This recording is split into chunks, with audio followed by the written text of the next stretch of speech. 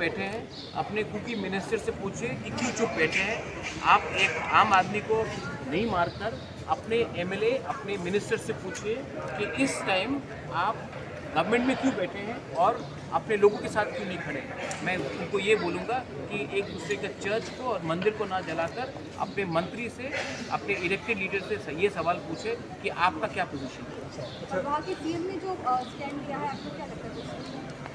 CM ने जो भी स्टांस लिया है वो सीएम आपको ज़्यादा अच्छा एक्सप्लेन करेगा। मुझे लगता है कि इस समय हमें शांति चाहिए, नॉन वायलेंस चाहिए और एक दूसरे से बात करना चाहिए।